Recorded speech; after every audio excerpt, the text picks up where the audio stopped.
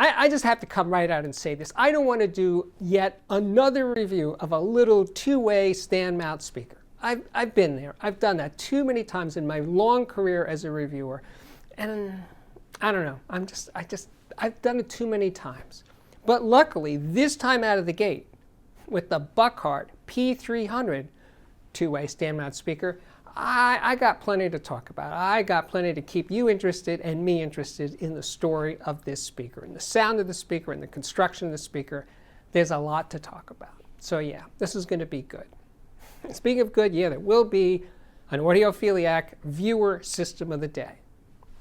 Now, where to begin? Well, you know what? I'll begin with not the P300, but another BUCHARDT speaker, the S400 Mark II, that I reviewed about a year ago, and I absolutely love that speaker. I've kept it around as one of my, well, stand mount references. And you know what? These two speakers, the S400 Mark II and the P300, when you look at them side by side, they're practically identical. That is the weird part, and that is the interesting part, that they're so similar, but they don't really sound the same. They have a family sound, you could say that, but they don't really sound the same. Now, what these two speakers share in common, well, I will list those similarities. First of all, the cabinet itself is exactly the same. Construction, bracing, everything about the cabinet is the same. Okay. Now that tweeter, which is a 0.74-inch fabric dome, soft dome, is set into that waveguide. Same waveguide, same tweeter. The passive radiator in the back, the 5-inch by 8-inch passive radiator, exactly the same passive radiator. Now the woofers, they both are 6-inch paper cone woofers, but the woofer in the S400 is of higher quality, somewhat higher quality. So that's a difference. But the big difference between these two speakers is inside, the difference that you can't see just looking at the speakers. The difference is in the crossover. Because the crossover in the S400 Mark II is all out. It's using the best caps, the best inductors, the best resistors, really expensive parts. And the crossover in the P300 is also way above average, but nowhere near what's in the S400 Mark II. So for all those people out there who always were like, I don't know, the parts quality in the crossover really make that big of a difference? Is it really subtle? No, it's not subtle, because you can do this side-by-side comparison and see that they're not the least bit subtle. Now, of course, they do use a different woofer, so it's not exactly 100% comparison, but close enough for rock and roll. Oh, one other difference between the S400 Mark II and the P300 are the binding posts. The S400 Mark II has nicer, prettier, higher quality binding posts, and the P300 has sort of generic, good quality, but nothing fancy back there. So before we go any further, I just want to talk a bit about how BUCHARDT sells their speakers direct to consumers. They charge the same price. They have no local distributors in different countries. They sell direct from Denmark. And they charge the same price no matter where you are in the world. The shipping is always free, again, no matter where you are. So the price of the P300 is 1,450 euros. And the price of the S400 Mark II is 2,100 euros. Those prices are per pair. Now they are sold with a 45-day return policy. So you get to try it at home for 45 days. If you don't like it, you can return it, and you will be charged a 100 euro fee to cover the shipping of sending the speakers back. And now I don't want to mislead anybody. The speakers aren't made in Denmark. They are made in Indonesia. It says so right on the back of the speaker in plain sight. So no, they are not. They're designed in Denmark, but they are made in Indonesia. And I would say the build quality is definitely high-end, very serious, very well-crafted speakers. They feel really solid, both the S400 Mark II and the P300. Build quality, yeah, nice stuff. Let's take a peek at the specifications, and you will see most of what I already told you, but also note that the impedance is 4 ohms, so yes, as I always say, if it's a 4 ohm speaker, you need to use it with an amplifier that can drive 4-ohm speakers. Most good ones can, but I do point it out because not all amplifiers can. You know, an inexpensive receiver, it's probably not going to cut it.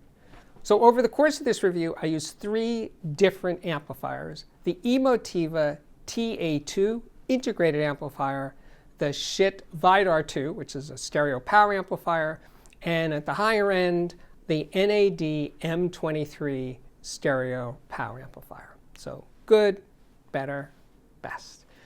And yes, I heard the difference in the sound. And as for comparisons, well, I did compare the P300 with the KEF LS50 Meta. They are almost exactly the same price. And I did, of course, compare the P300 against the S400 Mark II. Oh, by the way, yes, because this speaker has that passive radiator on its backside, you need to give the speaker some room. People get weird about rear ports. Well, the passive radiator is going to put out a lot more bass than a port. So you can't jam this one up against the wall. You can't have 2 or 3 or even 6 inches away. You got to put it a foot away. That's sort of the bare minimum. Now, I used them 18 inches from a wall, and I also used them 3.5, 4 feet away from the wall. Further away sounds better, but that's true for most speakers. But in this case, again, because of that passive radiator, it just makes it that much more important to give the speaker some space. Give it some space. As you can see, the P300 is offered in a variety of painted finishes. Painted, not a vinyl wrap finish. To get to know the sound of the P300, I first hooked it up to the Schiit Vidar 2. Now that's a Class AB amplifier, 100 watts a channel into 8 ohms, 200 watts a channel into 4 ohms. So yeah, I played it loud. I wanted to see, I just wanted to, stretch it out a bit, right? So I'm playing it loud and no strain. It was totally effortless, did not care that I was playing it loud. When I say loud, I mean like the low 90 dB range.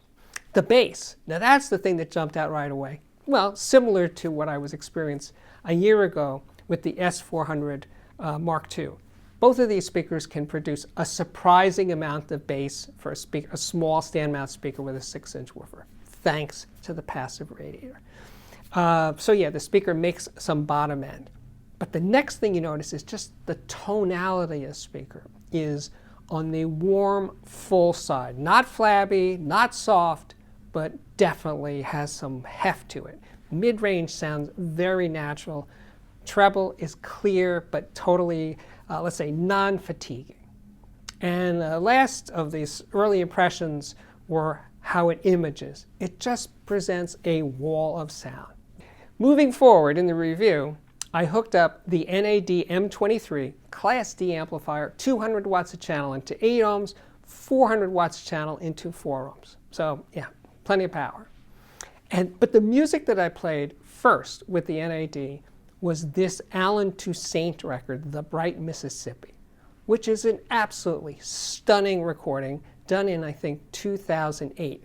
Now, Alan Toussaint he has since passed away, a New Orleans legend as a performer, as a songwriter, as a band leader. The guy was a class act, as we used to say. Now, I saw Alan Toussaint here in Brooklyn, maybe 10, 12 years ago at an outdoor concert.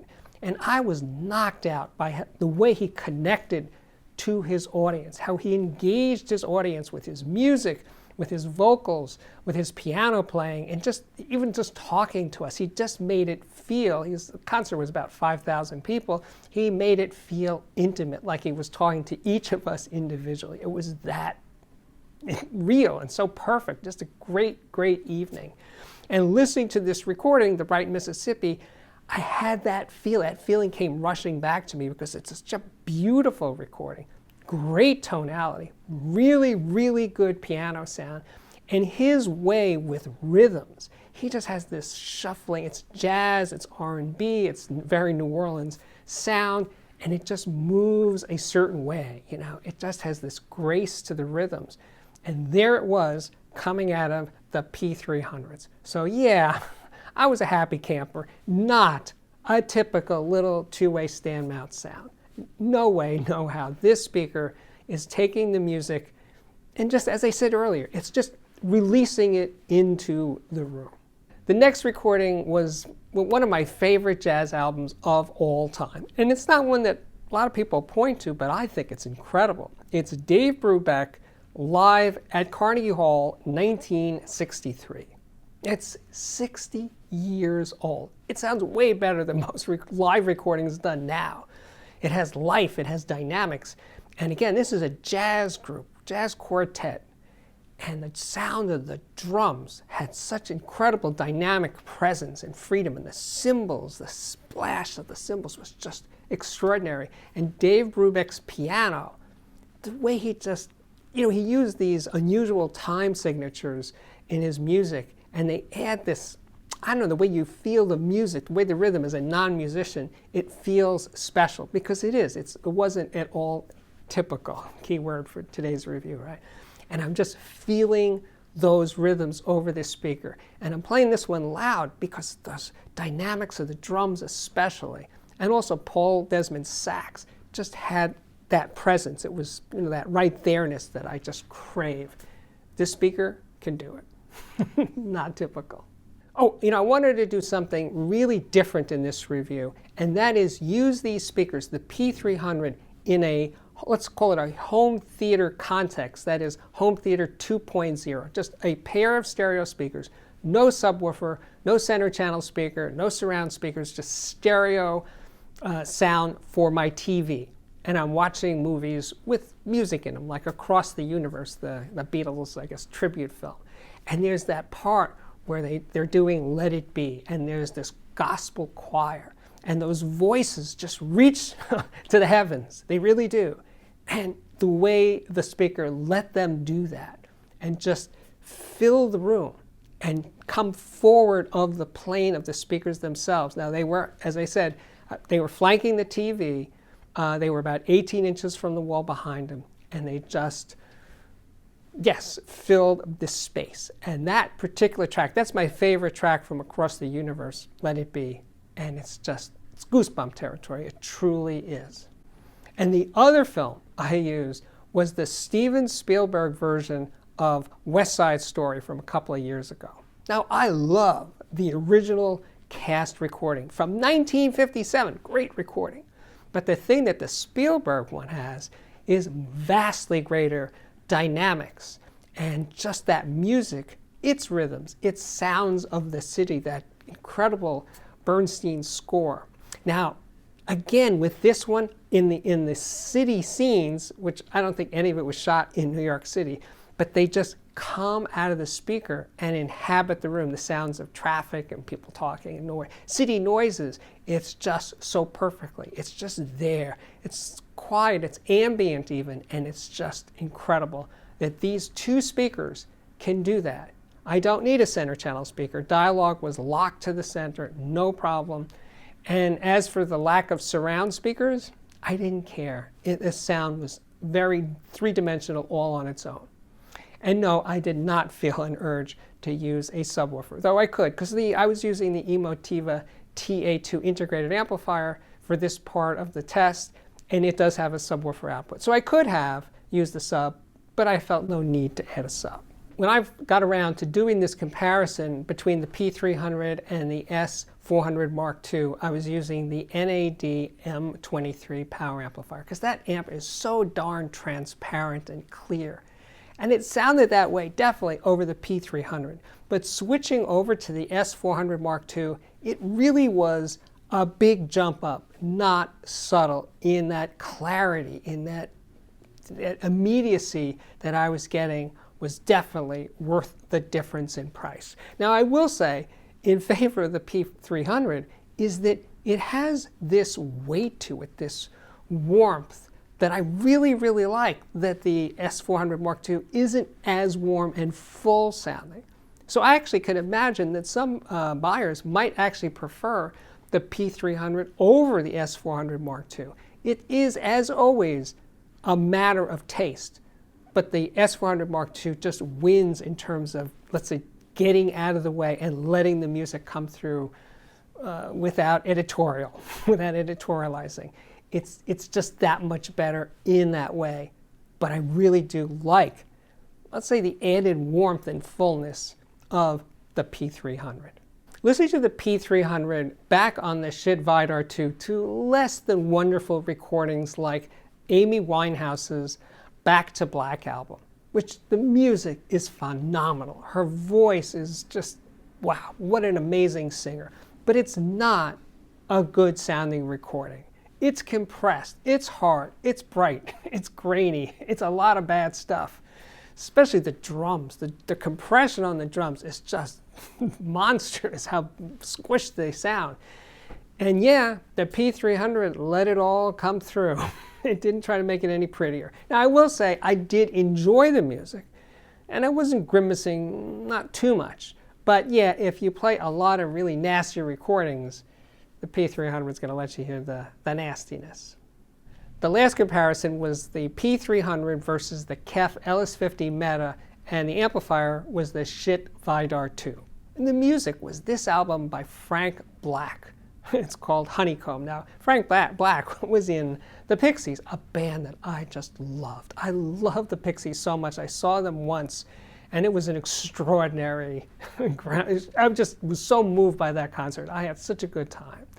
This album is a lot quieter than the Pixies. It's more like Frank gets into soul or some kind of Memphis groove. It's got some great musicians. It's a relatively quiet record, but it's a great recording. Really, really well done. Practically, I would call it an audiophile recording. And the difference between the KEF LS50 and the P300, well, you know, I'm a huge fan of the LS50 Meta. And I could say, yeah, I'd say that speaker took me more into the studio. It had more of that clarity of hearing, you know, the room, hearing the space, a little bit better than the P300. But the P300 countered by just sounding like a larger speaker, because it is a larger speaker, and it has the passive radiator. So in terms of the bottom end part, it was no contest. The P300 had more oomph in the sound. And it could play louder with greater ease, and it was more dynamic. When you really pushed them loud, the P300 just had more kick to it. But I will say the KEF LS50 Meta was the winner in terms of just unraveling the music a little more clearly. So a little of this and a little of that. Oh, I have one more speaker I want to talk about in reference to the P300, and that is the Golden Ear BRX stand mount speaker, because that one also uses passive radiators, but actually they're smaller and they're on the sides of the BRX. But that speaker's tweeter, the BRX tweeter, is phenomenal. It's so good, it's so pure, it's so extended and so delicate sounding and clear. And again, it throws a huge stage, very detailed, great space, great depth. I love the BRX, and I wish it was here for a comparison, but I can't have all these speakers here. It just doesn't work that way. But anyway, that is a really interesting speaker. I really loved it. It now sells for $1,900 a pair. So it's a bit more than the P300. But if you're in the market for a small stand mount speaker that has some bottom end and just a great speaker, the BRX is not a typical speaker. So that's something to consider. All right, so now it's time for, so Steve, what do you really think? What do you really think of the BUCHART P300 two-way stand mount speaker? Well, obviously, I'm completely smitten by this design. And I think for the price, 1450 euros, and getting to try it at home and all those things, all those features that I just told you all about, I think it's a very, very, very strong contender.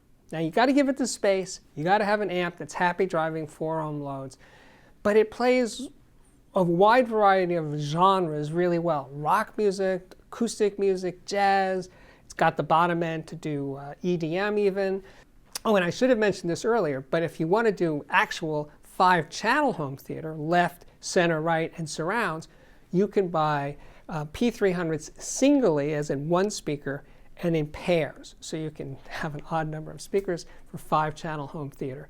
And you can lay down the center channel speaker. Instead of using it in a vertical orientation, you can lay it down. Let's say landscape mode. You can lay it down for the center, or you can stand it up depending on how your setup is put together for home theater. But anyway, I did listen to it that way, but it's got to work out really well. So anyway, great little speaker. So yeah, BUCHART's on a roll. I really are. Now they do some other speakers that are not really in my wheelhouse, like active speakers and stuff. No, it's not me. But next time they make a speaker that fits, let's say, my criteria, I will be right on board to do yet another BUCHART review. Okay, and now it's time for the Audiophiliac viewer system of the day. This is a lovely picture. It comes from Mario. He lives in New Brunswick, Canada, and that's Suma in the foreground. The turntable is a Dual 1009 with a custom cherry wood plinth, a Shure M3D cartridge. Phono preamp is DIY, but based on the EAR 834 circuit. Integrated amp is a Dayan's Minuetto. Network player is a SOTM SMS200 Neo with a Shabooster power supply.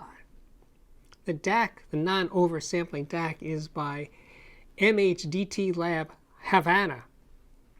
And the headphones are Stax SR307 ear speakers with SRM 323 drivers.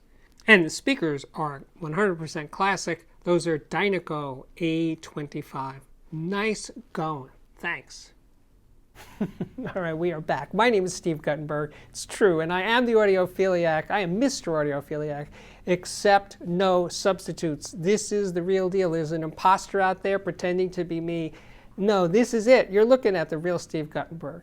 If you like what I'm doing here on the channel for over 5 years with my reviews and interviews and Audiophiliac viewer systems of the day and think pieces and talking about analog and digital and all that stuff, please consider joining my Patreon. The address is on the screen right now.